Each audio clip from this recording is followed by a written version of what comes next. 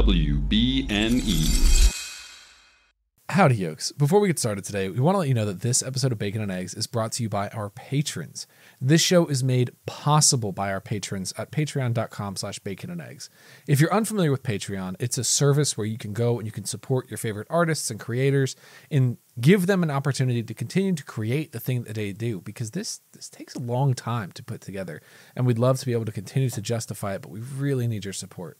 So if you like this show and you want to see more Bacon and Eggs, head over to patreon.com/baconandeggs and check out all the great reward tiers we have over there. We want to give back to our community, and that's a great way for us to give back to you and for you to give back to us. So thank you so much for listening, and thank you even more for listening. I know, it's all about listening. Thanks for being here.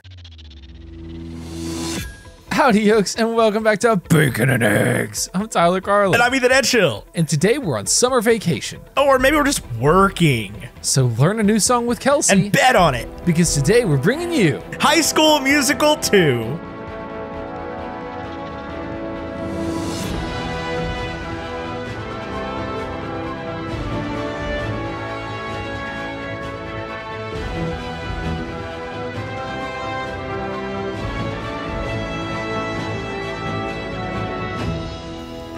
Tyler. Yeah. Tell me about High School Musical Dose. 2 High School, 2 Musical. It's directed by Kenny Ortega. It came out on August 17th, 2007, which is the following year, but is about a year and a half after the first one. 4,960 days ago. It had a $7 million budget. I can't remember the budget of the first one, but I feel like this one is more. It was 4.5. 4.5. Okay, so it's pretty visible in the film that they had more money to work with. We don't know about its box office because obviously this never went to the theaters. This was a made-for-TV movie. 82% critic rating and a 72% audience rating on Rotten Tomatoes and a 72 on Metacritic. I don't know if that's from a lower number of reviewers or if it's just genuinely that good.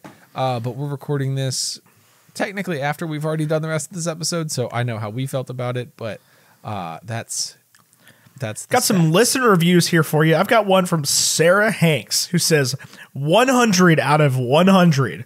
The vibes of this movie are immaculate. It's Dirty Dancing, but with some sports. I feel like Ryan gets some great scenes in here, which he deserves. Yeah, I'm with you, Sarah Hanks. Ryan has an amazing arc in this film. All with that there. I have a review from our own Mary Clay from That's What I'm Talking About. 60 out of 100. Could have been worse, but we didn't need a sequel. That being said, I think High School Musical 2 has more bangers than High School Musical. I would agree with that as well. Do you have any professional reviews for me? I've got a negative review here from the OC Register staff of the OC Register. I think that's Orange County.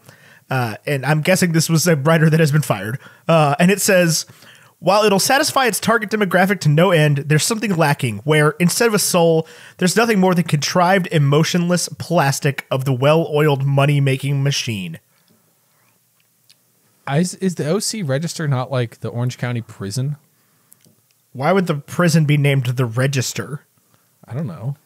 It just sounds like a prison name to me. Iron Pen. It sounds like a paper. December 17th, 2010. Emily Ashby from Common Sense Media says, High School Magic strikes again. 4 out of 5.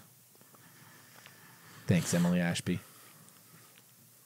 That's what the critics think. Let's find out what we think. We're joined this week by an amazing guest, and we'll get right into that right now. And we are joined this week by none other than the god of Potterless himself, Harry. Yeah, Harry Potterless. Harry Potterless. He has a cloud scar on his forehead. He has a cloud on his head. Joining us on the show, Mike Schubert. Welcome. Hello. Hello. Thank you very much. I'm glad to know that I'm the god of Potterless. I feel like I've been playing a lot of Hades, so that makes me think that, you know, I'm a choice, and it's like, oh, here, want this boon that lets you make fun of children's books? Here you go. I mean, you own Harry Potter now, right? Like, that's how it went down after everything happened. I mean, I'd be down. I would love to take it away from we all the current agreed. person. So. Yeah, everybody pretty much was like, yeah, no, Mike's doing a better job of creating Harry Potter content than the Harry Potter people. I'm doing my best. Now you get to bully kids for their favorite high school movie. Oh, baby, let's go. I mean, no negative things will be said. Yeah, I understand you're a huge fan of this movie. I have very few negative thoughts as well. So we've just run down the show, the scores for the movie and everything. 0 out of 100. Mike, where do you get High School Musical 2? If you just take an 8 and then put it horizontally, it's just infinite. It is, it's great. I mean, I think like it's hard to judge this one. It's like when you try to pick your favorite Toy Story movie, like you have to look at like the totality of the franchise. Right. But and then I say feel Toy like, Story 2. I feel like, I mean, it's hard. They're all good. They all have their merits. But I mean, like High School Musical 3 is like not great. Like that one's a bit of a struggle. This one is like, it's like the highers are high and the lowers are low in compared to one. Like there's some things that hit so hard and are so good and the songs are incredible. And then there's other things like that basically everything's good except for people getting mad at Troy when they don't deserve to be. That's just like a recurring frustration. Oh, see, but like I love the film entirely. Oh, interesting. Okay, yeah. I just think it's fun when like Troy gets 15 people jobs and then they're like, you, Troy, we have to work at work. We have to wear this uniform, which is just regular clothes. Oh my God, Troy, you're such a dick. Like he got 15 people hired. 15. That's huge. There are governors who would pay for that kind of success. It's wild stuff. Wild stuff. It's high concept here, though, is the problem. Like we have to really drill into what Troy's doing at every specific moment, right? And the problem is, okay, we can get into this in a second. This gets a 68 out of 100 from me. Ooh, one shy of the goal. It's a movie about teens. I felt weird saying it gets a 69. Yeah, that makes sense. But Sharpay, how old was Ashley Tisdale when this came out? Because Sharpay looks 40. I think she was like 22, 23. I know Troy or Zac Efron was 20. And I think I was going to say is the same age. He aged approximately 5 years between the first and second one. Like his voice dropped. Well, he actually sang. Well, no, just his speaking voice. He's like, "What's up, guys? I'm Troy Bolton. My hair's not blonde anymore. My eyes somehow still this color." His eyes are so blue. They are so. It's got to be fake, movie. right? It's got to be fake. I don't know. I think it's just really good lighting. I think it's just incredible lighting. Yeah. Yeah. Anyway, so last week I gave what did I give High School Musical 1? A 55? What the right? Thank you. What the? Thank what is you. wrong this with one you? is so much better. This one is so much better. Oh, jeez. How do you get? It's like, do you watch Marvel movies and you're like, you can't get radioactive powers from a spider? Like, what? It's not in the new one. Okay, Mike. Listen, man. He doesn't get bit. Okay, we'll be here for 12 years if I try to argue High School Musical 1. But that I'm very surprised that you like 2 more than 1. I think that's a very it's better across the board in every way. It nails things that the first one just misses entirely, in that it is actually a musical. It's a little more true. Like that is the one thing that sells me on this one more than the other ones. Is like the songs progress the story in ways they did not in the first one. That makes sense. They're not incidental entirely. I think we have a Back to the Future type situation here where we have to talk about how like the first one is its own kind of iconic, right? Like groundbreaking stuff, groundbreaking cinema. Like no one was doing it. This is better than Back to the Future 2. Oh, this is better than Back to the Future. Yeah, this makes me less uncomfortable than Back to the Future 2. I think it has aged better than Back to the Future 2. Yeah. And anytime you have a trilogy, you got to think about Back to the Future, right? Because like, especially when they're so disparate, because like the first one was great and the second one was terrible and the third one was like right there in the middle. And I have no expectations for what the third one of these is going to be like because I've never seen it. It's not good. People love it though. People love that one. Ooh. Vagard sent me a screenshot of Zac Efron in 4K playing basketball. Like the basketball intro to 3 is real solid. Unfortunately, it's all downhill. Looking just like rad as can be. It's good. The basketball. Did they fix the jerseys? Or are they still really weird? They do. Yeah, well, you'll get that when you get to okay. it. The costume department takes. I've noticed like the biggest jump from 1 to 2 is the choreography department, and the biggest jump from 2 to 3 is the costume department. You don't like the choreography in 1? It's fine, but like the opening intro number that they do in this one is like really solid stuff. Like it's like a real musical. There's like a lot going on. Though there is in the intro, there's a lot of floor sliding. A bit more than I was anticipating. Lots of people sliding on floors, but the choreography is like really, really there, which is nice. It was still good in 1. I just think it was like really upped in the second one. Like the choreography in the baseball game is just like incredible stuff. They truly just let it breathe as a musical. It's what I legitimately like about this one. Tyler, 0 out of 100. We're keep talking over the scores. So I did say it was better than the last one, but I do think I overscored the last one just a skosh at an 83. So I have to go higher, right? 84.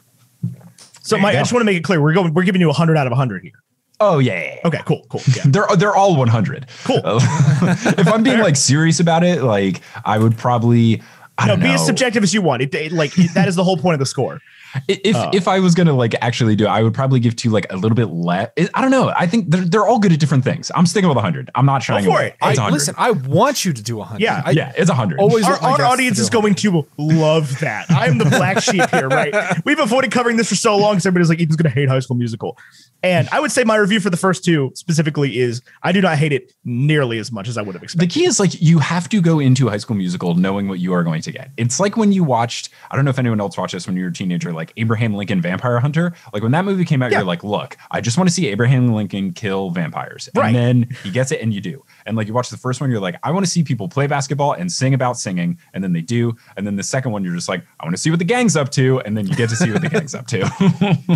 What about High School Musical in the summer, man? What are they doing? That's what's also really fun about it is that it's like when The Bachelor does Bachelor in Paradise, where they're like, now it's the summer one. And their paradise is a country club in the middle of the desert. That golf course looks so nice. Oh, yeah. I would love to stay at this place. I did look it up earlier today. It is a real place in Utah because the whole film franchise is filmed in Utah. I know someone who went to the school where East High School was filmed and stuff. So all Utah stuff.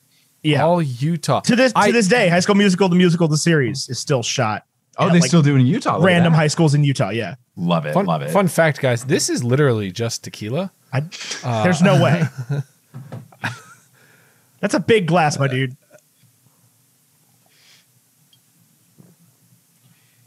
How are you drinking that much straight tequila? I'm not. Okay, it's got some seltzer in it. Okay. I spilled it on my keyboard.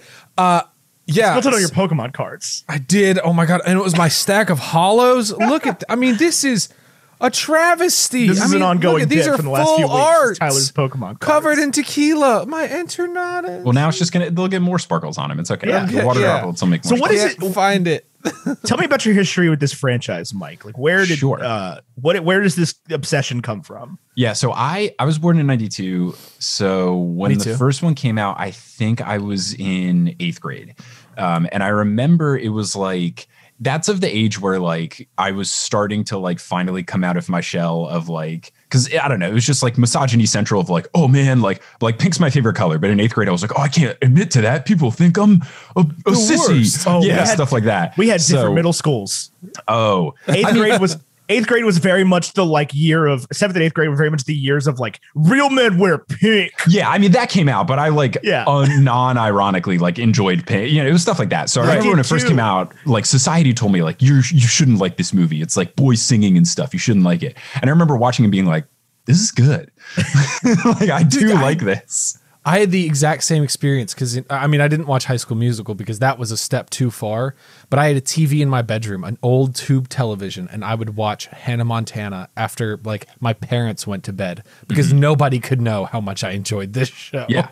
I would same thing. I like loved the Powerpuff Girls, and I was like, "Oh, yes, girl superheroes." And then like looking back, like that show's incredibly well written. That's why I liked it. Like it's a very good show. So when 2 came out, I was in high school. I was either a freshman or a sophomore, and I remember like specifically, I was at my friend Nathan's house and we were playing video games, and it was like one big TV in the upstairs where the kids could watch whatever. And we were playing like Wii or whatever, probably WarioWare Smooth Moves.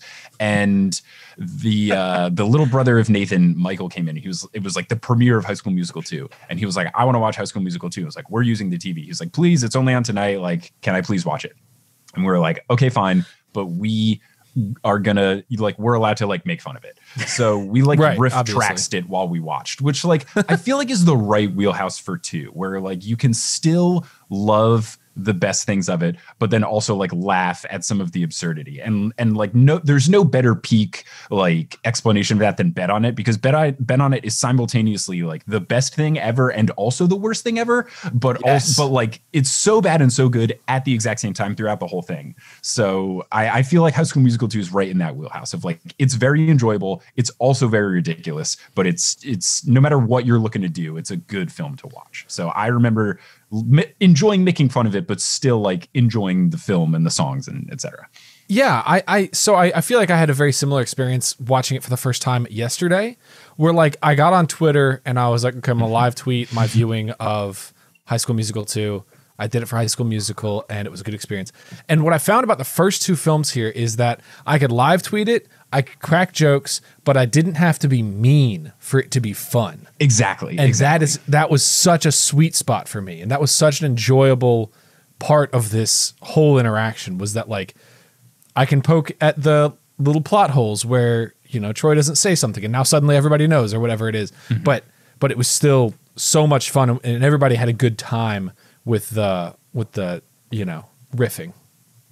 The riff track is important here. I think this movie comes with a commentary of a bunch of straight white dudes. Absolutely. I did a similar thing. And, you know, people in my mentions on Twitter are just like, how are you picking out these plot holes? Like, why do you care if they have a backpack or not? And I'm like, oh, I did take the notes and I wrote that in my notes in prep for the podcast. I wrote, no one has backpacks. Because weirdly enough, like that has, it's one of those things where like, if I'm picking out whether or not they have a backpack, it means that weirdly enough, I have found myself invested enough in this thing to notice. And like, I need the people that on Twitter to understand that like, I care enough about these. The plot has made me care enough about the plot that I can find the plot holes, that I know what the plot is to be like, where is this coming from? And then I'm like, this kind of doesn't make sense, but I'm also frustrated enough.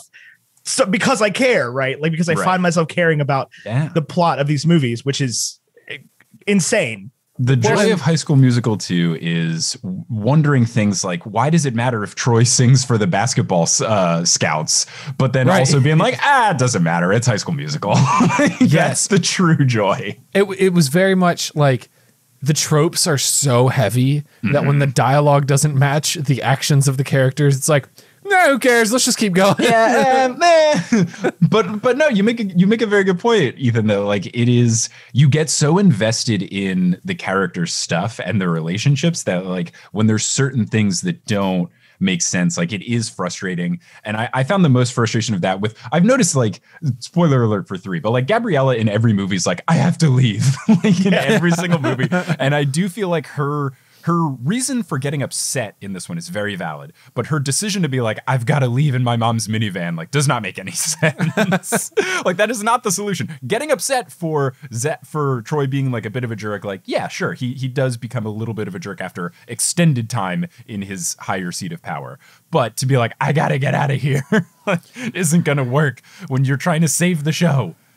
Well, and I do feel like I understand why people were upset with Troy, because he was not communicating to them like, hey, I know I said I'd be at the baseball game, but this scholarship thing, like, you know, it was very much, as long as we're talking about Spider-Man, it was very much like, I have the Stark internship, you know, and people got frustrated over time.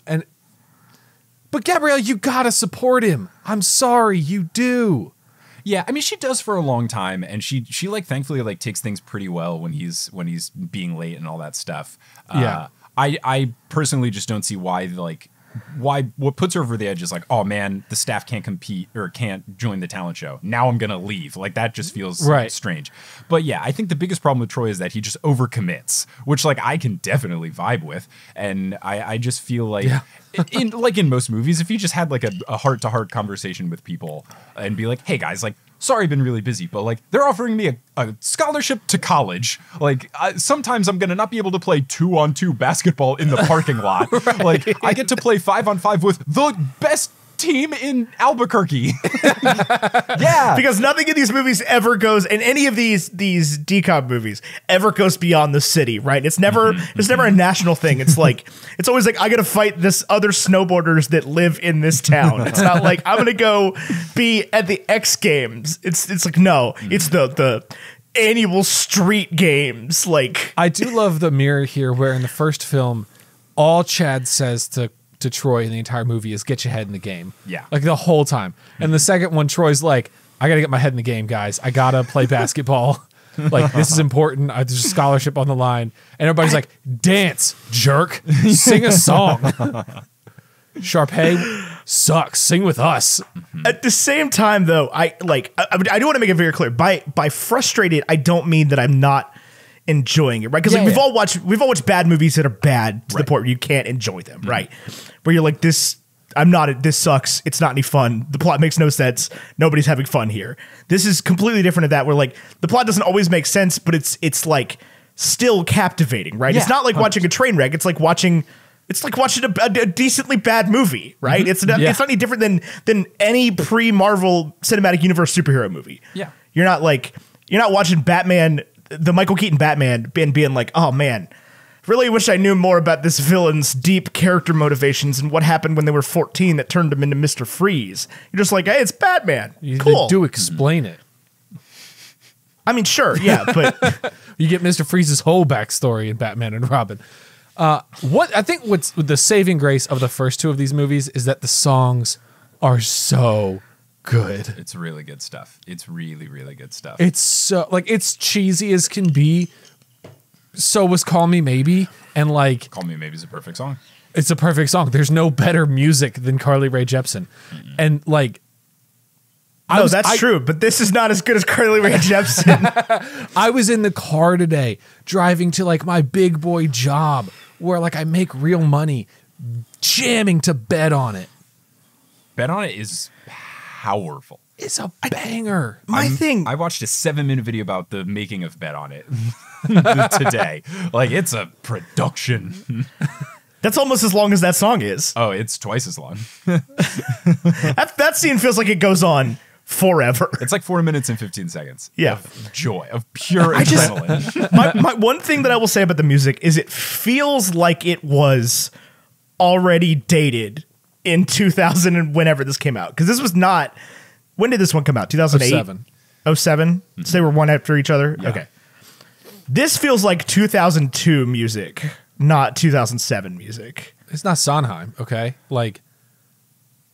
I'm not expecting it to be Broadway. I am expecting it to be more Jason Derulo and less NSYNC. I think the problem is that I don't know that based on their slight forays into hip hop in this film, I don't think they could be able to do what was like big in 2007. Like, I don't think they could hit T-Pain and Akon and That's Neo true. and all that kind of stuff. And I'm struggling desperately to remember what music was actually popular in 2007 because Black all I Eyed was listening to Peas. was like Warped Tour music. I mean, no, 2000 if you want the best year of music, it was 2006. Like, look at the Billboard Hot 100. Like, Walk Away by Kelly Clarkson was like number 40 on the Hot 100 for the year. Like, that would tells you how good the year 2006 was.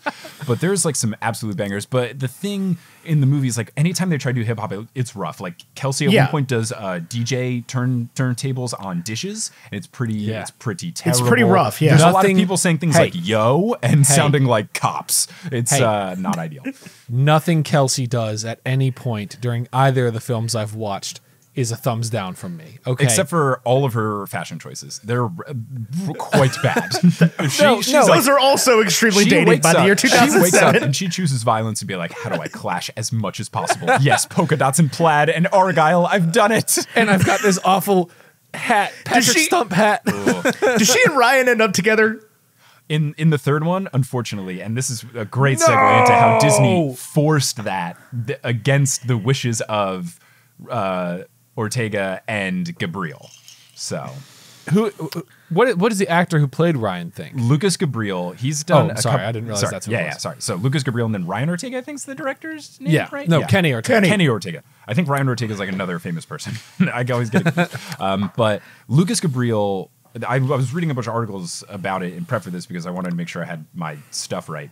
But he went up to Ortega and was like, "Hey, Ryan's gay, right?" And they were like, and Ortega was like, "Yes, but I don't think Disney's ready to cross that line." Right. So they had to just make it like, apparently Lucas Gabriel and Kenny Ortega like talked about, because Kenny Ortega is gay. So they talked about Kenny Ortega's like high school experience and they were like, how can we make Ryan as authentic without being able to directly in this movie be like, hello, Ryan is interested in boys. So like they worked together to like make that true. And it's something that Lucas Gabriel actually said like he thinks falls short when people started doing like touring productions of High School Musical, is that people try to make Ryan like super like pizzazz heavy, and they're like, that's not authentic. Like that is not what a real person in high school would act like. So unfortunately in the third movie they forced the two of them together, but like canonically, at least according to Kenny Ortega, Ryan is gay. They wanted to make it happen for the third movie. They like didn't even try in the second because they were afraid. And then I believe, but I couldn't find an interview about it, I believe they tried to make it a thing in the third. Like they actually approached Disney about it, and Disney was like, no, you got to put him with Kelsey. I mean, so, the I don't dance scene is the single most homoerotic thing I've ever seen in my life. There's a full on like relationship between Ryan and Chad that develops through that scene. You can watch Chad Danforth and Ryan Evans falling in love with each other. Can we also talk about how Chad Danforth is the whitest name possible, but it's played by Corbin Bleu? Like I didn't realize his last name was Danforth until I watched the second movie and they said it, and I was like, Chad Danforth is Corbin Bleu? He works at a country club. Yeah, God. There's 3 humans of color basically in the entire movie.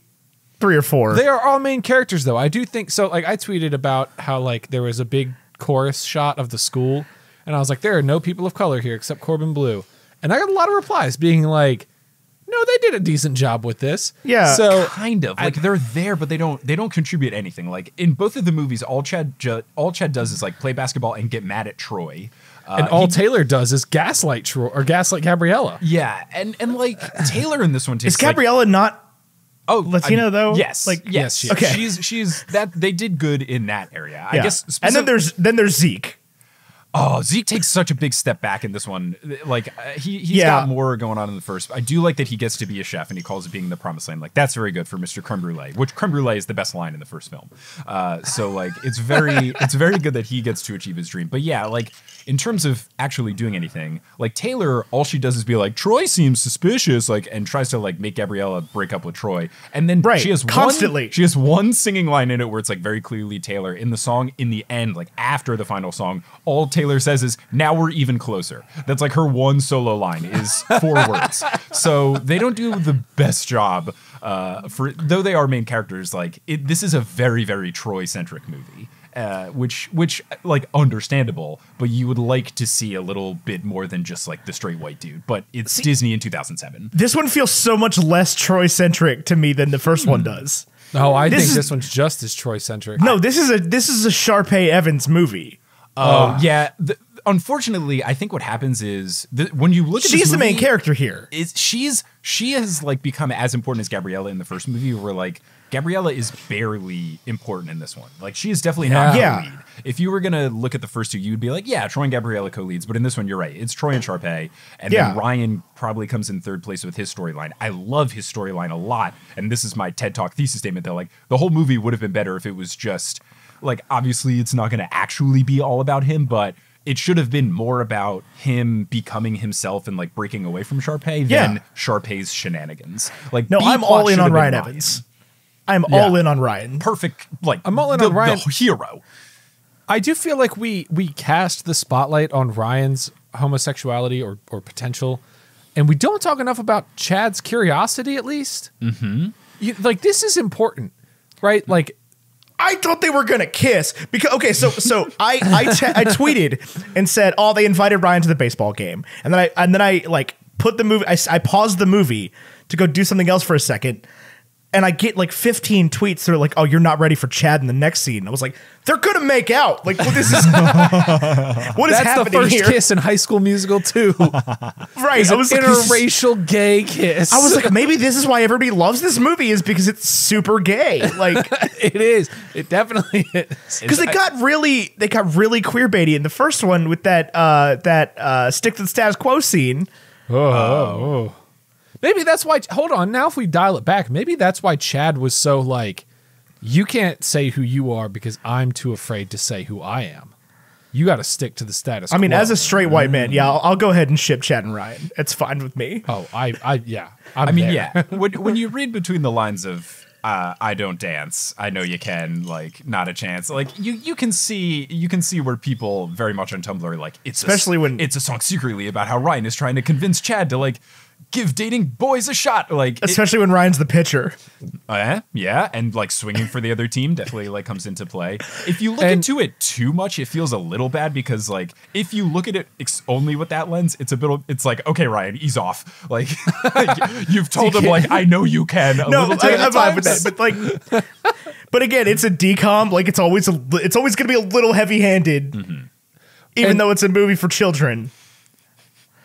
Well, and the other thing is that baseball and dancing, not similar.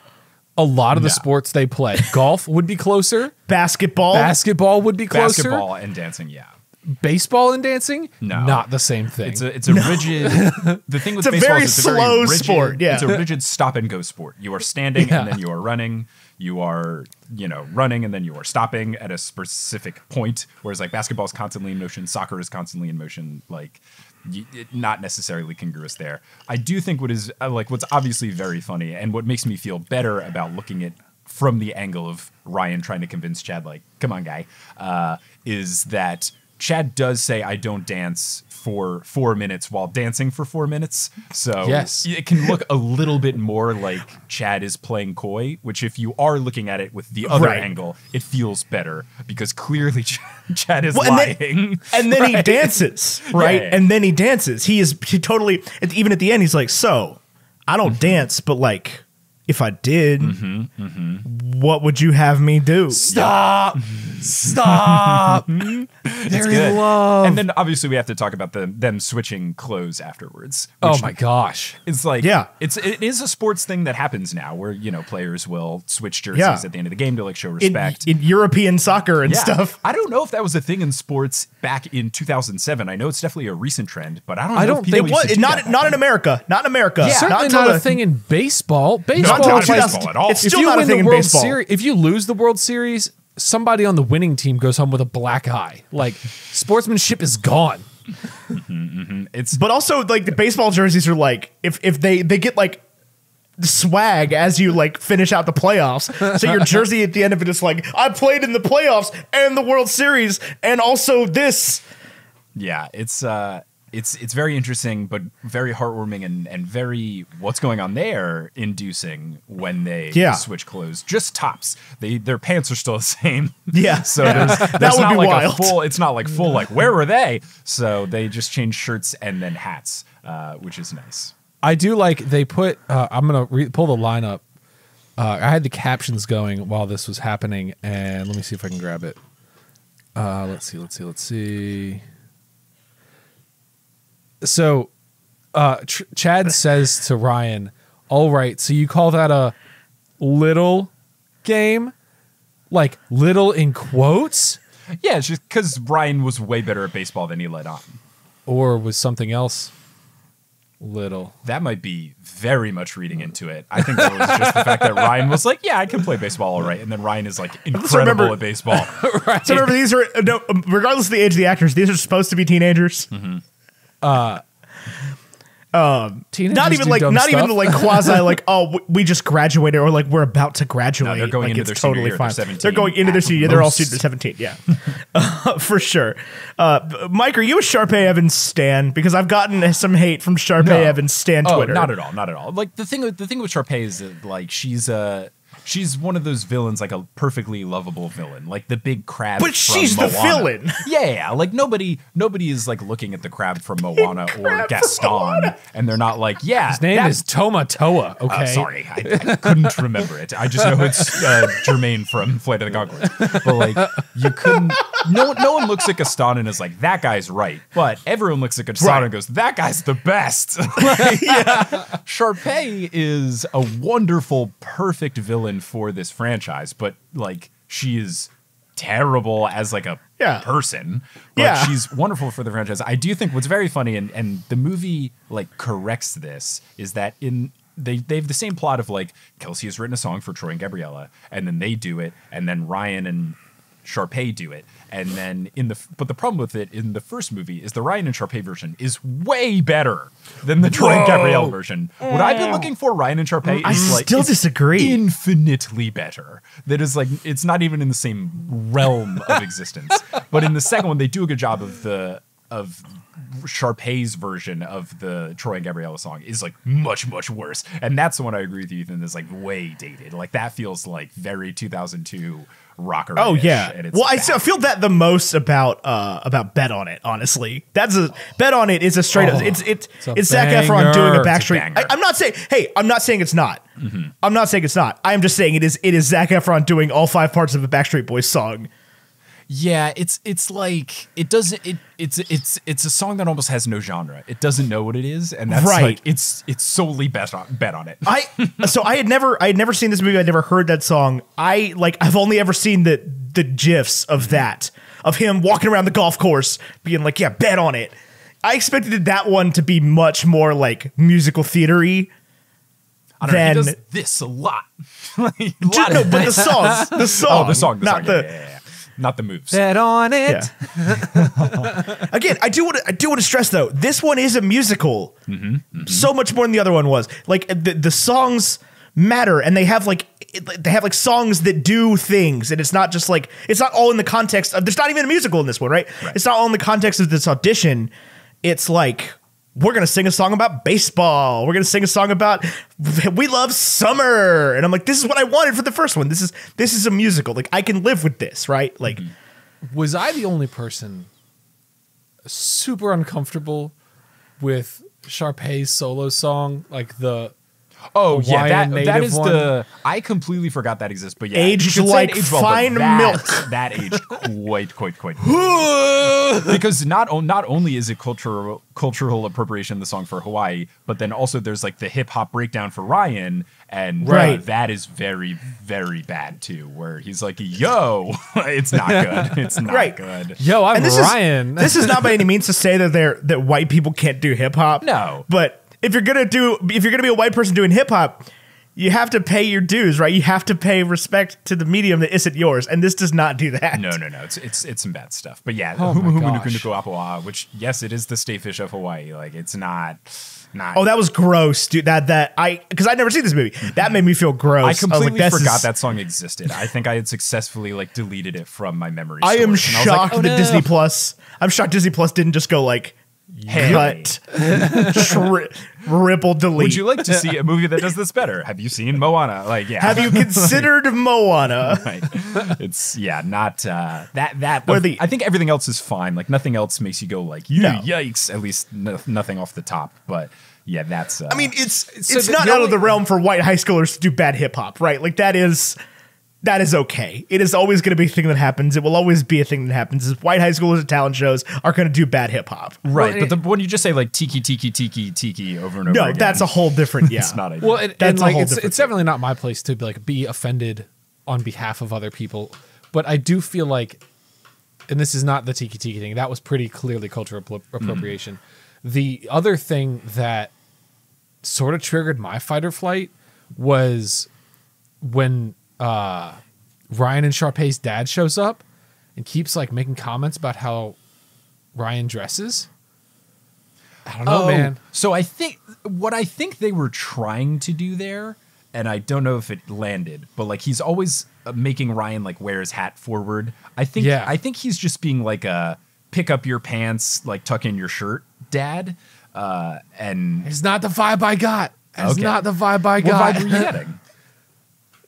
Homophobic dad. Oh, like he doesn't like the way Ryan's dressed. I don't He know. literally he does literally make him put the hat on straight. Right, but Yeah, he does like- But There's it is some also certain- 2007, But right? he This was never the thing. like questions. He's not like lime green pants, really, Ryan? Like he doesn't. Right. He doesn't necessarily go that. Well, and Like, I think it's straight up interesting with because he definitely does support Ryan. Like anytime him and his parents are on screen, they have like a great relationship where they are very supportive. But he just had a few comments in there where I was like, I don't know about this guy. I don't know. The thing is, Honestly, I love Sharpay's parents for the Yeah. sole reason that they let Sharpay be a bitch by herself, right? Like it's not her fault, or it's not their fault, right? Right. They love their kids. They may not be perfect parents by any means. They're definitely like you know, just kind of doting rich parents, whatever. But it's not like you don't see the ingrained hate. And even Sharpay's mom is just like, hey, have you considered that you might want to like be nice to your classmates ever? I don't know if the movie was like trying to make them the bad guys. If they were, they did a bad job because they're like perfectly good, normal parents. It's when their dad comes in on a helicopter wearing a polo shirt, a sweater vest, and an Argyle outer coat. Like that was like, oh boy. I expected it to be so much worse though. Like I expected him to be terrible. I kind of forgot what he was like. So I was thinking like, oh, he's going to be like snooty awfulness. This is going to be great. And then he's just like a very nice dad that is like incredibly nice to Troy and gives him scholarship opportunities and like does the classic thing of like says the embarrassing story about his wife too many times, like gets dessert for the table. Like he's a perfectly nice dude. Yeah. Just wants to help out this random kid that his daughter is not dating. Yeah. It's great. Yes. So I do like that about him. That's all well and good. That was the moment where I definitely forgot what movie I was watching, and I half expected Sharpay's dad to be like, yeah, not gonna let the black kid carry my clubs though. Like, oh god, like I've watched way too many like Oscar Beatty type movies so far this year that like I had to remember what I was to work within the box of Disney and be like, okay, they're not gonna let gay people exist. They're also probably not gonna outwardly say that, right? Like, no. I do think Troy is a Mary Sue through and through. I saw you tweet this, and I wanted to push back because I am good. I'm simultaneously good at basketball and golf. I can't sing, but like, well, there we go. I don't think it's impossible to be good at three things. I don't think so either. And more, I'm just like, I have no issue with this film and Troy's character development. He's just good at literally everything he tries, and he's also the most popular kid in school, and he's like going to the fancy college. Who knows if this is a school where everybody even goes to college? He's the most popular kid in school, though, and the first one makes this very clear.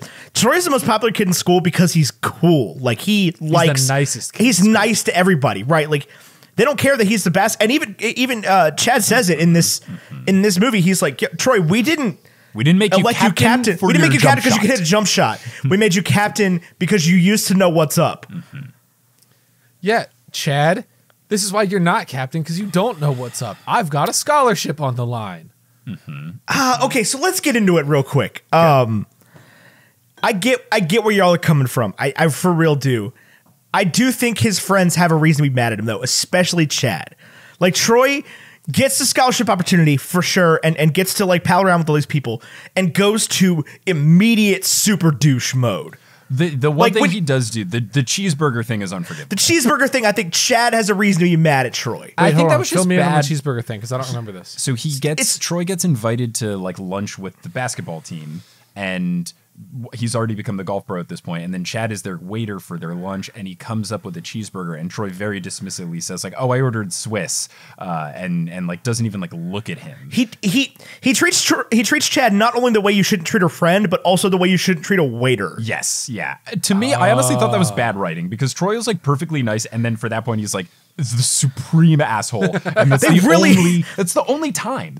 Like, I don't think it is though. They really tried to push Troy as a douche, right? Like they really tried to. I think it didn't land. I would agree that it didn't land, but I do think that like I sort of felt what they were going for, and I felt for Troy. I don't feel for Gabriella. I do feel for Chad though. I think the problem is like when Gabriella should be smarter than that. She knows Sharpay. She knows what's going on. Yeah. The problem with Troy, like when they're trying to paint Troy as a jerk, is that it's either 0 or 100. And like some of the things Chad gets mad at him for are valid, like the cheeseburger thing. But the other things that and like Troy not telling people, like not just saying like, hey guys, sorry, I have this thing, I can't make it. Like not being able to communicate, that's a problem. But like when Chad gets mad that the rest of the team can't come to the basketball practice, like that's not how it works, Chad. Like the college basketball team invited me, the best player on the team, to practice with them because they have scouts and I might join the team. Like I don't get to be like, can my friends come? Like you can do that when you're trying to get 15 people jobs at the country club. But like if you're getting recruited, you don't get to be like, hey, can my teammates also get recruited? Like no, they have to be good enough at basketball to get recruited, and they're not. So Chad getting mad at him for that is very silly. Because in reality, most college basketball programs produce one NCAA level recruit max per year. Yeah, most don't high produce school. any. High But school, in high school, yeah, that's what I'm saying. Most high school level basketball programs produce at most one recruit per year. It's very rare that you'd have multiple. Like we won our basketball team that Tyler and I did not play on, but while we were in high school, won Was it two state Pep Band? championships. Won two state championships back to back, and one of those people got selected to play for an NBA school, and he sat his entire 4 years in college. It happens. Yeah. I had one kid in my high school. I- Same thing. He went to yeah. a college in Texas and then And also, he only got selected, but he only got a scholarship because he was 7'1". hey. And he sat at Vanderbilt behind Festus Ezeli for 4 years. Oh no. Oh no. Yeah, sat at Vanderbilt for 4 years behind Festus Ezeli, and then played in Croatia, I believe, for a few years. That's pretty dope. I mean, Croatia's for awesome, sure. Yeah. For sure. Yeah. Shout out Josh Henderson. The reason we won states 2 years in a row, Bang, because bang. when you have a center that's 7'1" in high school, Good stuff you win a state happens. championship. Because he was getting Giannis chase down blocks in high school. Amazing. Amazing stuff. Basketball. Mike, you know a lot about basketball. Do you just want to riff on that for a second? Just like, Yeah. There's just tell me about basketball. Sure. With respect to this movie, the first thing, another thing that might not have aged well is their team being the Red Hawks, because I don't know if that's an animal or a Native American tribe. So I'd want to make sure that's okay. When I first heard Red Hawk, I was like, is that There are still Red Hawks in the NCAA. There's not the University of Albuquerque, I don't think, No, is one. it's a school that does not exist. But they do get to continue to exist in 2021. I believe Red Hawks is like at the top of the list for new names for the Washington Yeah, I think it's like an football actual Oh, bird. really? Like, Okay, I think okay, it's just cool. like a bird ass bird. Like Cool. That's what I Not was, as I was high as Red hoping that it Wolves. was like an actual bird. yeah, because it's Miami, Ohio, I believe, is the Red Hawks, Oh, okay. and they get to just chill and exist, and like nobody said anything. And, Cool. That is good. Because almost every college has changed their mascot at this point. Yeah. What's doesn't make any sense though is that the University of Albuquerque's logo is an R with a circle around it. Like, I don't know of any school where the like single letter emblem is the mascot and not the school. Like, it should be an A Never. or a UA or something. But The fact problem that it's is an the R University very of weird. Arizona isn't just an A. Right. Yeah. So I guess they were trying to make it look like, And it would be very way too different. much for him to be like, oh, come play for the. Are they also the Wildcats? They're the Razorbacks, I think. No, that's Arkansas. Oh, it's Arkansas. My bad. Then yeah, Arizona I think is also the Wildcats. It's the Wildcats. Yeah, I think that's the problem. That's Wait a very minute, funny. isn't one Albuquerque is in New Mexico? Yes. Turns out. Oh, Yes. Yeah. right. Oh, Whoops. right. Yes. I did know this. So I was just like trying to answer your Arizona-based question, but yes. Look at that. Yeah, I did the in same thing you did Mexico. earlier. What I thought they were the Sun Devils. Is that a different? That's school? Arizona Arizona State. State. Hey, can you imagine Troy Bolton at ASU? I mean, they have a great basketball Man. program. Yeah, they do. And they accept like 98% of students, and it's like the biggest party school. Troy would have so much fun. He'd sing karaoke 'Cause it's like everywhere. the biggest college in America. Is it? It's that or UCF, I believe. They go back and forth every year, I think. Dang. There you With go. like some like 50,000, 52,000 enrollment, something like that, yeah. between Arizona State and University of Central Florida. The basketball was, I will say that like the basketball that they do from the very brief scene is like definitely higher quality basketball than in the first movie and what you will see in the third movie. It does look like pretty realistic basketball, which is nice. Troy Bolton, Zac Efron's jump shot is still like complete gold. Like, he's got a great jump shot. He has a Really? great golf swing too. Like, he has. I made the point in the last episode that about High School Musical 1 that Troy misses like 8 straight jump shots to the exact same spot. Yeah, because Like- they've told him to miss. Like, that's how Right. good Zac Efron is. Right. They do this That's in what I'm this saying. Like, movie, Zac too. Efron has a beautiful jump shot. Very good at basketball. Brokest shot ever, Corbin Blue. His shot is terrible. His form is so bad. Hey, they said the same thing about Steph Curry, though. So what's up? They said the same thing about Steph Curry for a long time, though. I mean, Steph's works. Like, I think I did a Twitter screenshot thing of it once, but like, Chad's form is horrendous. Yeah. In the first one, but no, I mean, like, Zac Efron can hoop for sure. The basketball scenes are pretty good. That court they play on is really nice. I would be interested to see like what stadium that actually is. I don't think it's where the Utah Jazz play, but I would assume it's probably some college in Utah. It got to be like the University of Utah or something like that. But I mean, I appreciated the basketball that was in this film. I wish there was more of it. We get our little like shirtless Zac Efron anger basketball scenes. Hey, but, we tried to have you on to cover Space Jam. Oh, I would have done that for sure. That's what I pitched. You declined Space Jam to cover this. Too. I mean, come on, you got to do it. So we'll have Mike back on at some point to cover Space Jam. We could really talk about basketball. That sounds like a blast. But no, I mean, I love High School Musical 2. I've been on other podcasts to talk about Space Jam. I've never talked about High School Musical 2 on a podcast. So this is like, I'm appreciative to you letting me do this. Absolutely, it's very, very good. Absolutely. Yeah, I mean, the basketball in this film is good. I wish there was more of it, but we do get some Zac Efron playing golf, and his golf swing is very solid, which is nice. Oh yeah, yeah. Mine is terrible. I cannot imagine. I love playing golf, but I'm so bad at it. I think that's why I remember you went out for the role, and they said, "If only your golf swing was better." You know? Yeah, because I'm not Zac Efron. Zac Efron might be a Mary Sue in real life. Is the problem? I mean, did you see him in Neighbors? That dude is jacked. That dude is good at That dude takes movies that have no right to be good and turns them into good movies. I'm proud of him. I'm glad he like didn't just become the guy from High School Musical. Oh, I got it, guys. He's 5'8". Can't be a Mary Sue if you're not. Yeah, if you're not at least 6 foot. I mean, he can though. Like clearly, he is way more successful than we are. Yeah, if I could trade 4 inches for Zac Efron's fame and money and muscles and stuff, yeah, and singing voice, yeah. I think the only thing you might be on a level plane with Zach on is your hair. Thank you very much. Yeah, they fixed his hair in this one for sure. He's not. It's grossly blonde anymore. Yeah, hair looks better. It is funny to see, like, there's certain scenes where you can tell because, like, it was definitely, like, warm when they were filming because, like, you can see some of the scenes where, like, you can tell they did a lot of dance numbers because his hair is sweaty. And then, like, the next scene, it's perfectly fine, which is fun. But, yeah, like, I had, like, a bowl cut-ish haircut like that in 2007. And it was, like, his hair was, like, what everyone wanted to have. Oh, and yeah. It was just, like... God, it was perfect. And it's so good that, like, looking back, it isn't like, lol, look at his haircut. Like, yes, it's dated, but it still looks impeccable. I mean, that's the problem is that's a standard that guys our age have always had to live up to, like, since this came out. It's just like, it's continued to be, but you're not as hot as Zac Efron. Right, yeah. Like, my wife made that point. He just keeps doing it. He's just like, at every level of Zac Efron's existence, he has been, like, the perfect for, like, what people our age have, like, aspired to be.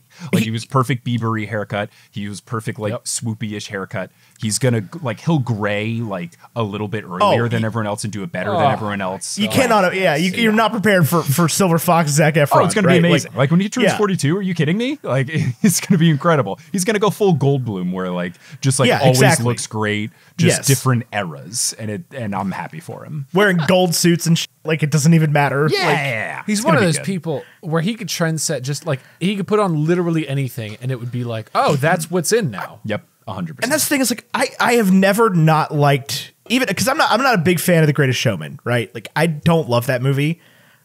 I've never not liked Zac Efron in a movie, though. He's so good in it, though. He's like so good in Greatest There's Showman. no reason that Dirty Grandpa is as good as it is. That movie has no right to be good. I have not seen that one, but I'll take your word. Seriously, that movie's fantastic. It's so funny. Because, I mean, it's Zac Efron and Robert De Niro. Like, it should be good, but also it's like, you know, that kind of like... But it's called Dirty Grandpa, so you think it's going to be terrible. And it's hilarious. It's absolutely hilarious. Zac Efron crushes that movie. That's what my wife was trying to pitch me on Baywatch. She's like, it's Zac Efron and The Rock. Just watch it. Like, and I have not seen that one. I'm sure it's great. Pretty compelling case. Right. Exactly. Man.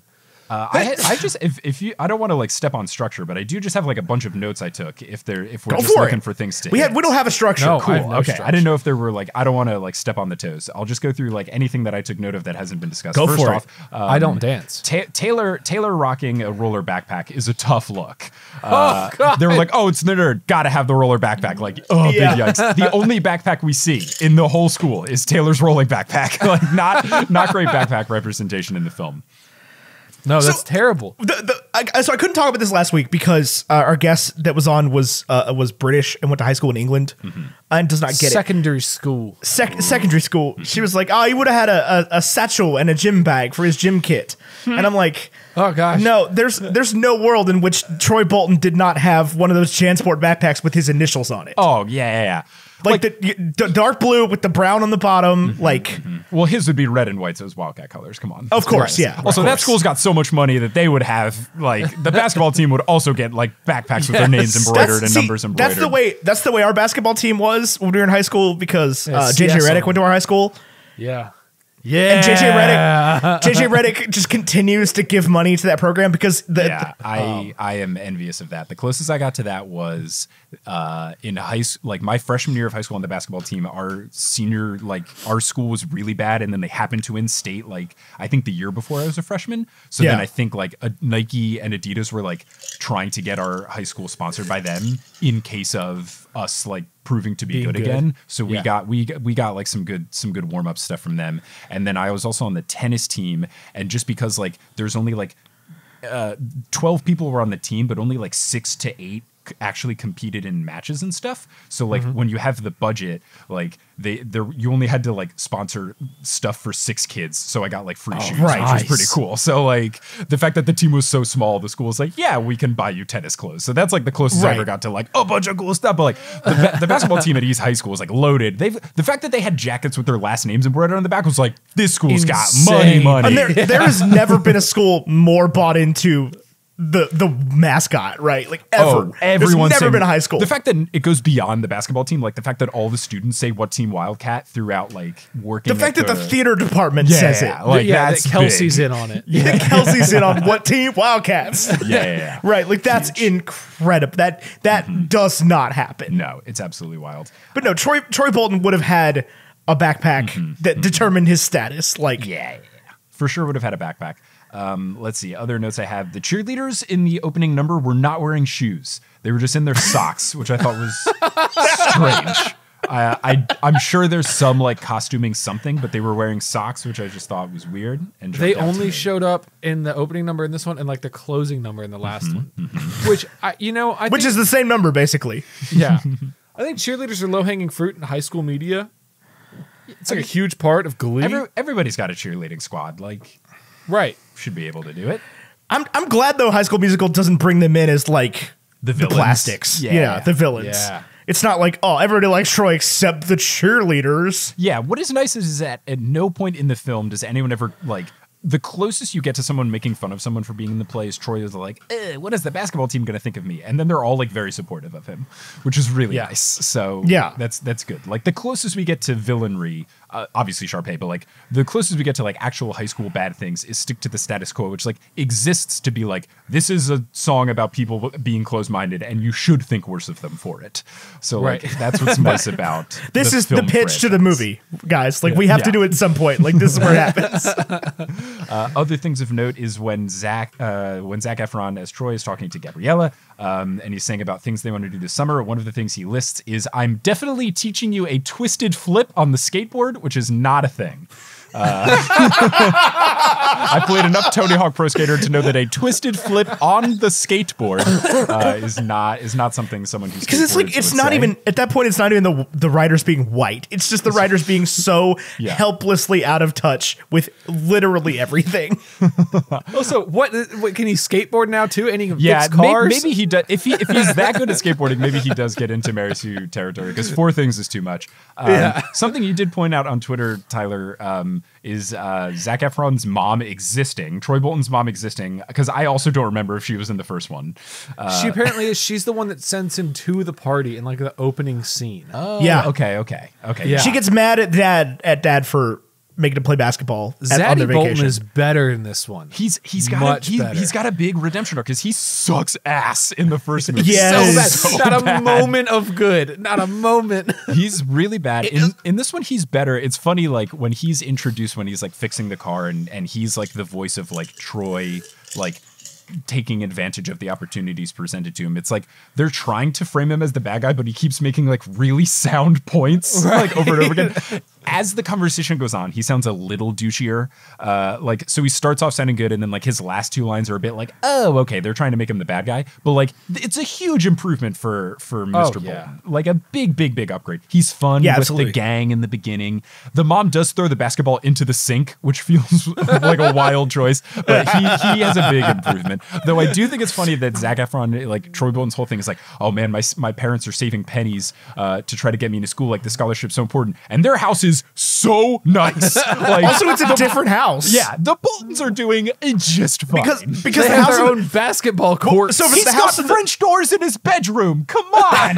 right. Troy's bedroom is the size of my childhood home. Like, but They're in the first movie, Also, there's student loans, Troy. It's 2006. Yeah. It's not Also- impossible. Troy, you're gonna get a scholarship somewhere. You'll be fine. Yeah. Okay, but like you're the most talented person at this 5,000 person high school. Like you're gonna be all right. You're also going to do great in your sales job also- out of high school, out of college, Troy. You're Also, fine. yeah, the University of Albuquerque is scouting you as a junior. You're gonna be okay. Yeah, dude. It's all good. Over the You'll go to summer. college somewhere. You'll go to college somewhere. You'll be choice.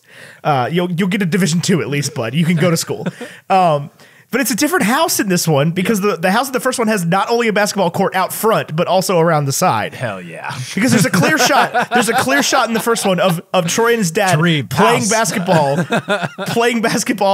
in the front yard, and then Troy plays basketball in the backyard at some point later. So good. This That's is what a you need. different home. Look, that if is the sun is also setting dope. and it's dark in one side of the house, you gotta be able to play into the wee hours in the other. I also love how he has a salary at 17. a salary for a $500 a seasonal week? job. Pretty Yeah, good $26,000 a year. It's good. It is That's- really. It's good. It's good stuff. I really like it. Though talking about the job, tough look for Lava Springs that they use papyrus as their font. That's a tough look. For, That is for rough. Their whole branding is bad. Yeah, for luxury resort, the fact that it's that they're using papyrus as the fonts, like, come on. I don't know, dude. guys. It's 2006 though. I know, right? Like but, like- papyrus For might have just been Avatar. invented. I mean, yeah, papyrus was very, very big in 2006. But, like- very disappointing though. That boss, dude. What a. I feel so That bad dude. for him. I feel so bad. I don't know because he just continues to fold over like a house of cards, man. Like I think like from his tiny little speech at the end where he like lets you know like sometimes you have to do a job that you don't like have a say in because you need money. Like it feels like he's in a big financial strain, and it very much lives on the approval of the Evans family. So he's just Yeah. like trying to keep his job really hard. Like I don't know. My he reading of his doesn't- character is that he's got some bad financial situations. he going on. sells Here's it my so hard though. Like Here's my thing. No, he doesn't listen to Sharpay. Sharpay looks him in the eye and says, if you can't fire them, make them want to quit. And then he goes into the next scene. He goes into the kitchen and he's like, you get 3 strikes now or you're fired. that's what I'm saying. Is like he could You're not easily doing turn your job. around. That wasn't the game. The game could was easily make them turn around. hate it. He could easily turn too around nice. and like be soft on them and not make them hate it enough, and then is just like, nope, screw you guys. I'm gonna make your lives hell, especially you, Gabriela Montez. He is that is the one downside of him is that when Troy and Gabriella, because this is even before Troy has been like elevated to where Sharpay tells him like treat Troy more nicely. Right. He does like for the pool thing. He's like, sure, I believe you, white boy, but Hispanic girl, no. Get Like, out of my He pool. does feel a little racist when he's like, Troy, you're not in trouble, but Gabriella Montez, you definitely are. That was a tough look for Fulton. Very, very tough look for him. Gabriella should know better though. This whole movie, just like She she should. understands Sharpay because she shows at the beginning she understands Sharpay. She makes fun of the vocal warm up, right? Like, she gets Sharpay's whole stick, but she's just like, nope, Sharpay's still my man. I'm gonna be mad at the man for it. She does confront Sharpay in the end. Like she does immediately know that Sharpay is the reason behind the staff not being able to perform. So that's nice. Yeah. But it's like it's too late. It She should've cuts come Troy sooner. no slack, none, Yeah, she's got patience for him in the beginning, but then and then Taylor ruins it. I do like that there's some low hanging fruit as the writer in the writers' room to get Troy to fall in love with Sharpay, or at least have like a is this something? And And they could have written Sharpay's character to be a little bit more likable. And I like that they didn't go the like Troy genuinely cheats on Gabriella route. Yeah. Right. He doesn't even come close to that. Like the closest he does is like teach her how to golf. Like, yeah, maybe doing the behind thing is a little much, Troy. You probably didn't need to do that. But like the closest he gets to flirting with Sharpay is just like not being rude to her. And like not telling her no. Like is the closest he gets. And so I do appreciate they avoided that trope. I agree with you. But she takes off a necklace. And then it comes back somehow. Somehow, that's one of the things where you go, it's okay. That's High School Musical. My girlfriend pointed that one out though. She's like, "How does she get the necklace back? She gave it to Troy," and I'm like, "That's fine." Troy put it down. A friend gave it to her. Like, if they can organize an entire song behind Troy's back, I feel like they could probably take the necklace away from him and get it to her. Like, Kelsey could have gotten it to her at some point. Like, maybe it was a deleted scene. Who's to say? Only other things I have here in the notes is that no one ever plays golf at the golf course. No, like there's very few like people that are at the resort, like besides the workers. They have like a kitchen staff of 20, but like 5 people like are actually using the resort. But like there's so many scenes in the golf scene, like bet on it, no one's coming through and golfing. And the picnic, they're both like in the middle of the day. Like it's not sunset when like you can't golf anymore because it's gonna get dark. They're both like middle of the day and they're like, let's sit on the tee box. Also, let's just ruin this for other people. You've played golf before. They are out there until the sun is down. Yes, right. Yeah. Like, you cannot see the ball anymore. Like, wow, I don't know where my ball went. Time to go home. Right? People are like, oh, in the summer it's like, 6 p.m. tee time. Fine, we're good. Mm-hmm. We'll be fine. We'll be fine. No one plays golf shot there. that they're just like, nobody plays golf there. And maybe that's the problem. Is maybe the resort is failing. And that's why Fulton's in trouble, right? That's why he's so nervous. The Evans are literally the only people at the resort right now. The Evans are the people who do yoga with the Evans. And Sharpay's 3 friends that like aren't in high school, maybe? Like, they're the only people here. They go somewhere else. I think they're Sharpay's Sharpay's summer friends. They probably go to private school. That's probably what it is. They don't go to why doesn't Sharpay go to private school? Like I guess East High is probably has a better theater department is what it is because they got that New Mexico state funding, baby. They're good to go. Let's see. I also have here that Ryan's codename was Jazz Square. Mwah, on the walkie-talkie. His codename is Jazz Square to Golden Voice, which is everybody loves Jazz Squares. So good. And a nice callback to the first one for sure. They keep talking about Troy's Italian shoes, which are just like Nike golf shoes with the logo covered up. They're ugly. They're very clear. I'm almost positive from my limited knowledge of golf shoes. I'm pretty sure they're just like a standard line of Nike golf shoes, and they're all black. Yeah, they're just all black shoes, and he's like Italian, and then like Gabriella keeps like everyone's harping on his Italian shoes. It's like Troy selling out is that they gave him free shoes. They're like, you sell out. You're wearing your How beautiful. dare you? He gave free shoes that he probably can't keep. He's the golf pro. He has to wear golf shoes. Like he didn't buy them with his $500 a week salary. He was given shoes for his job that he has to wear for the function of golf. Like, it's part of his uniform. Yeah, like it's not a big deal. And then let's see when to be fair, he does make it a big deal though, because he talks to Sharpay about it. He's like, you like the shoes? Italian. At one point, Gabriella refers to the basketball team. She goes, "Oh right, all those tall people," as the college basketball team, which I think is very fun. Also, Corbin Bleu is like not tall. Okay, no. Vanessa Hudgens is not tall. She's 5'1". Tiny, Everyone's tall people to her. It's very, very true. Ryan's outfits in this movie are very solid. Like, I think in the first one, his fashion is a little hokier. In this one, like, some of his looks are, of course, over the top and ridiculous, but like, some of them are actually really good. And in the first one, he dresses like Appa from Avatar: The Last Airbender.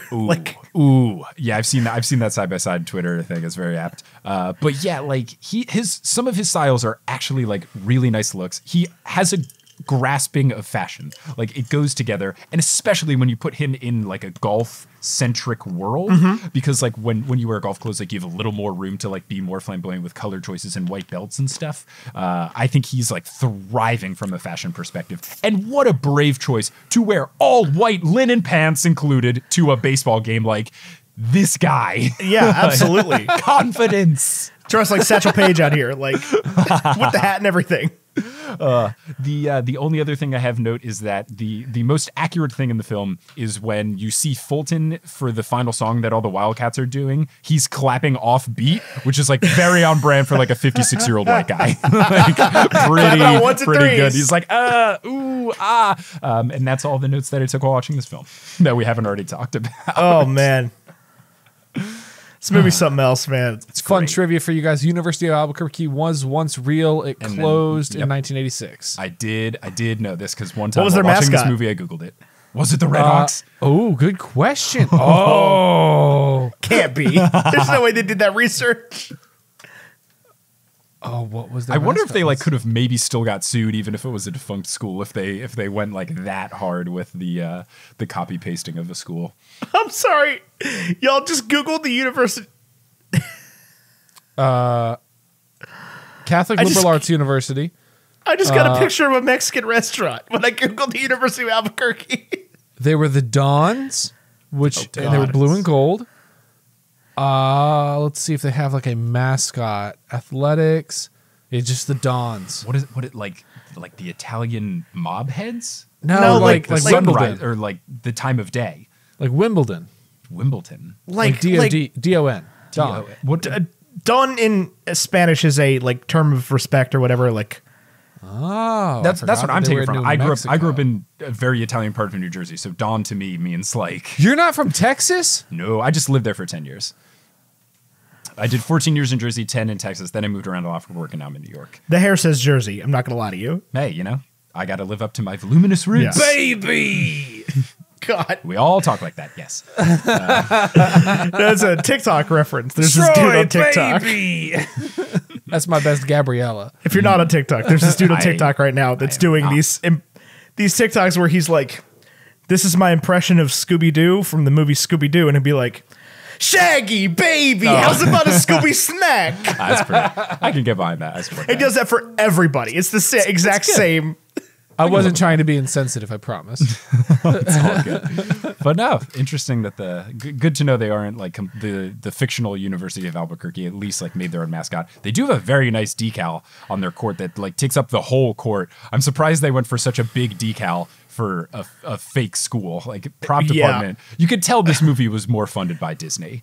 Now, Like, the funding Prop is way department up just there. ruined a piano, just painted it pink and dropped it in the pool. Did they ruin it or did they have it live its best life? I mean, that yeah, scene but looks like so much fun. It is, but it is that piano is unusable after that. I would Like, that is that an- scene. That is an X piano. I'm assuming it's already a busted ass piano. You would say that, plays but like, two parts in that scene. Are we not talking about this? That Ryan is playing piano and dancing in a different costume? The whole movie should have been about it's magic Ryan realism, Evans. man. It's magic realism. Yeah, I mean, I'll go out on this note to like fully give time to the Ryan Evans thing. Is that like if you make the story more about Ryan Evans and his growth, like I think when you look at the core of his story, it is him like because the first movie, his sister is so terrible to him, and he just doesn't such a realize victim. it. Yeah, he's like he doesn't realize it, and then at the beginning of this movie, he starts to, and then by the time like that she's truly the worst to him, he leaves.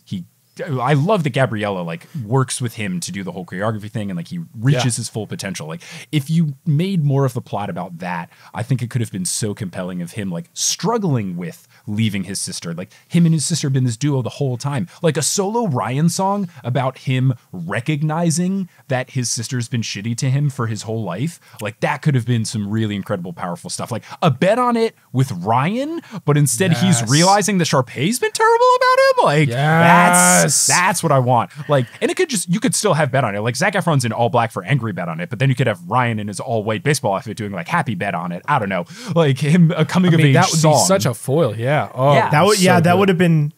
That would be like real theater. Yeah, the storyline that he has, his arc is so compelling. The Chad stuff too, where he's like, he has been like Ryan has been saved from not realizing his full potential. Now he's trying to bring Chad out of that situation as well, like having Chad fully realize himself and not like be in this strict bubble of like sports.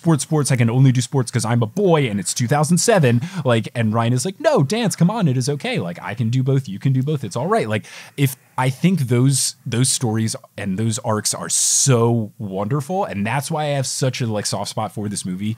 I really just wish it had more time devoted to it, because I think it's like really powerful stuff, and it could have set up Ryan to have even more interesting stuff in the third. And the real crime is like the treatment of Ryan in the third movie is so disappointing, because he is like barely there. He's almost non-existent, and it really, really makes me sad. That being Justice said, for Ryan is what we need. This movie was already very long. Oh yeah, it's quite a film. They Way really too long for what it is. You got to cut out the fact that there are 2 intro songs and 2 like outro songs. Like you should have cut one of each. Like they should have just like it should have just been Summer. Like right away, and then the final song is just them at the thing. But like I'm sure that Disney, by adding those 2 songs, were able to get like one more commercial break in for the original airing, and that was like the biggest thing they were going for. Yeah. Although what's interesting is Disney doesn't. There's something about like Disney doesn't put ads on Disney Channel. They like obviously they just commercial promote breaks. They promote Disney products, and that's it. Well, I mean, maybe like Disney parent company gives more money to the Disney Channel original movie wing for stuff. Maybe I'm not sure. Well, they had to promote whatever the next week's Disney Channel original movie was. Yeah, Camp Rock was the next year, I believe. What a get, man! They were like, Zac Efron did really well. I wonder if we can get anybody. And then the Jonas Brothers were in. I was like, dang! This is like. They were feasting in the mid-2000s. Good for Disney. Yeah, we should reward the corporation. Well, I mean, good for the Disney. The fact that these are Disney Channel original movies like shows you how far that has come. Like, genuinely like quality films. And then the third High School Musical was like actually in theaters. Huge stuff. Yeah, that's wild. And Disney Channel. This is what I've understood about. Really, just talking to Tessa, and this is not like.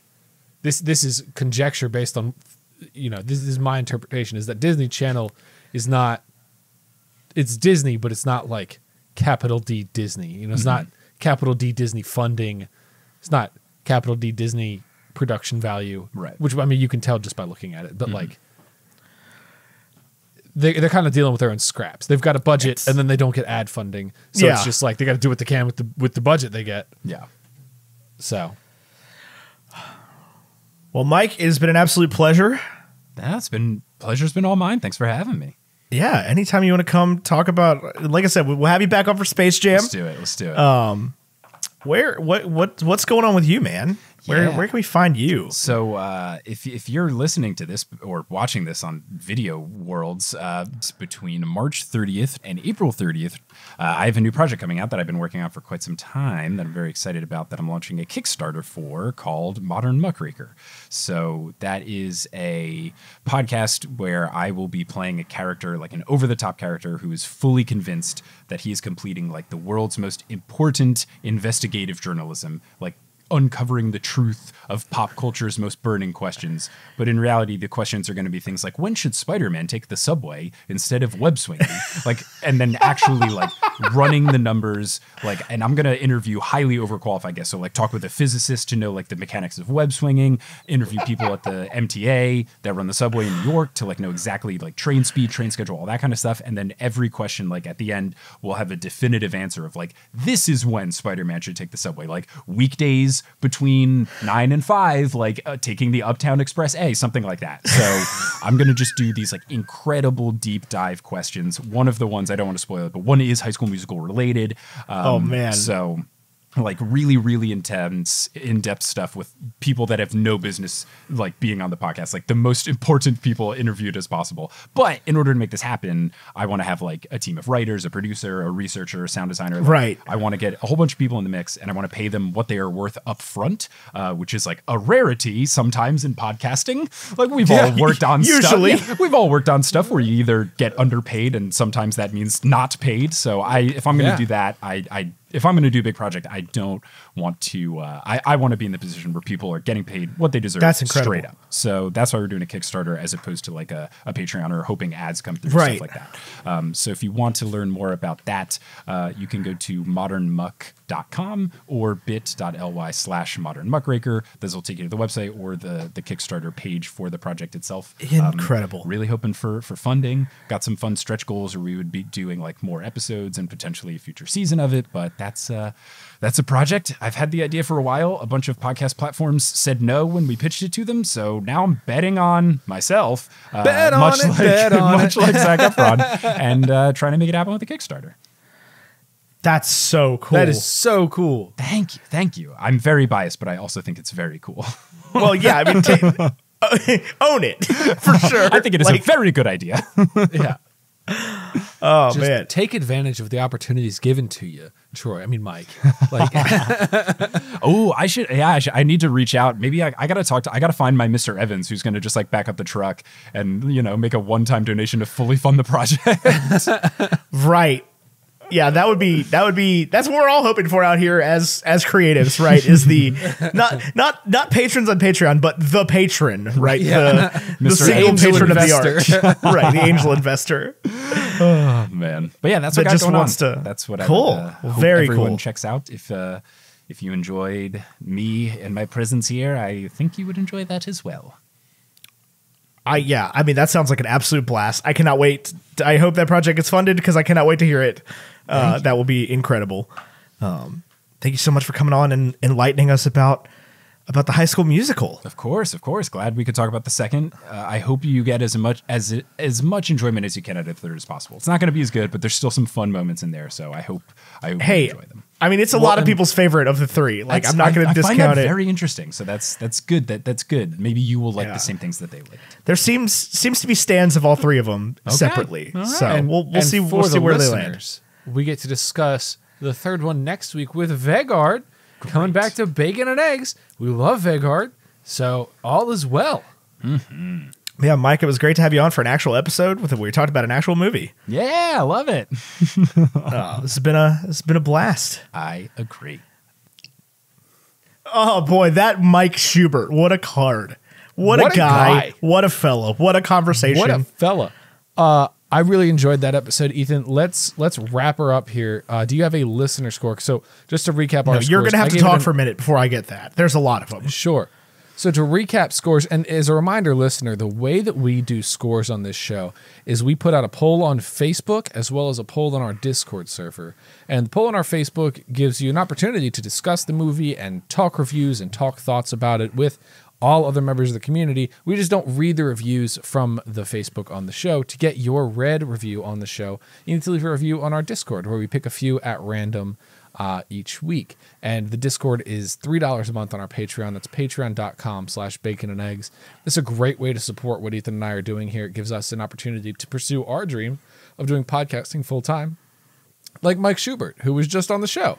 And he does some really cool projects, and I would love to follow in those footsteps. And like, honestly, now I'm kind of thinking about how like what an inspiration and what like joy it was to have Mike on the show, because he really is somebody I so look up to in podcasting. So it was really fantastic. But anyway, back to how we score movies. Listeners make up 25% of the total Bacon and Eggs score.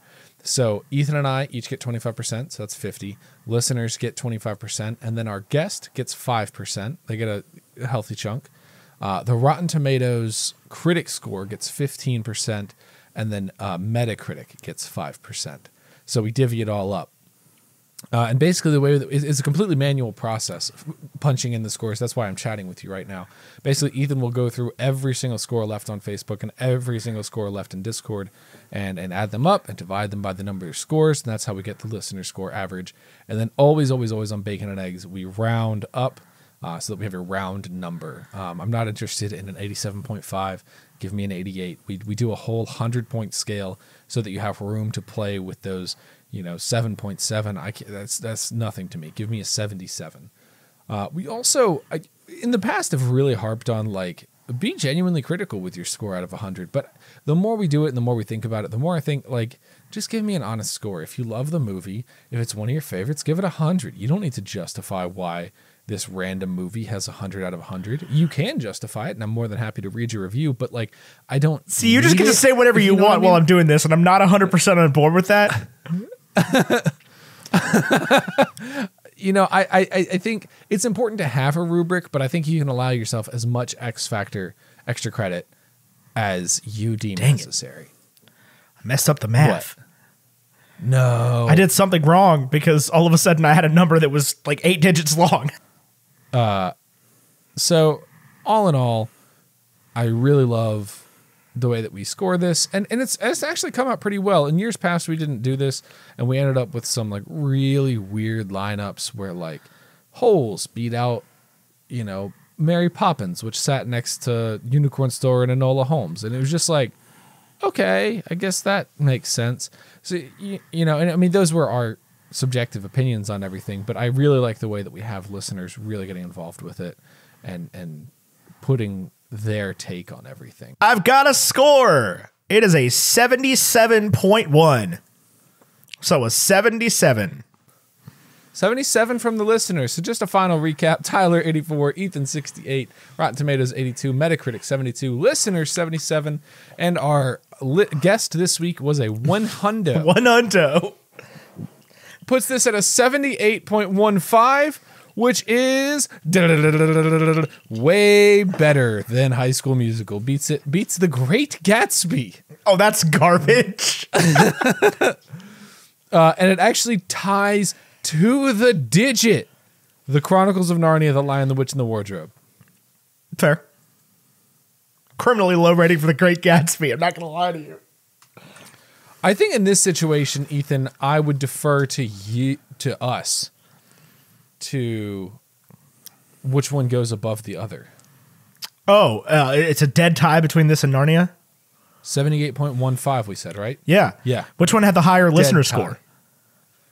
I don't know. All I keep is the Bacon and Eggs score. Oh, I thought you kept more. That's why I was giving you the decimal point of the listener score. I've been doing that every single week. Chronicles of Narnia goes higher simply because it's a cinematic movie. Yeah, so we cover on this show usually is movies. Yeah, I can jive with that. That's fine with me. So that puts it at rank 21 out of 25, beating out The Great Gatsby, Willow, High School Musical, Happiest Season, and The Santa Claus. Overall, I think I more or less agree with that. I really liked The Great Gatsby. I think that one was really hurt by the critic ratings. Yeah. By the 44 on Metacritic, the 40 on Rotten Tomatoes. I don't get to control that. Ethan, how do people, I don't know, listen to this show, find it? I don't even know. How do people find the show they're listening to? If you're watching on YouTube, I love your faces. That's what Sexy Phil says. They can see our faces though. They love our faces. We can't see their faces. You love my faces. We can't see their faces unless they comment and have a profile picture. Wait, hold on, real quick. Let's play a game. Ethan, I'm taking a funny photo now. Make a funny face. Cute. I don't know. I never know what to do when that happens. Do a silly one. Just write "do a silly one" on my tombstone. Because that'll have been the reason that I die. Is enough photo shoots people being like, can we do a funny one? Our music is by Andrew Scott Bell. You can find him at andrewscottbellmusic.com. Our art is by Vishon Brandon, graphite.vmb on Instagram. This has been Bacon and Eggs. You can find Bacon and Eggs wherever podcasts are sold or on Twitter and Instagram, Bacon and Eggs Pod. I've been Ethan Etchell. He's been Tyler Carlin, and he who is not here anymore, sadly, is Mike Schubert. Until next time, arrivederci. All right, then we're a go mode for lunch period. Exactly 12:05. This has been a WBNE production. For more great shows, visit WBNE.org.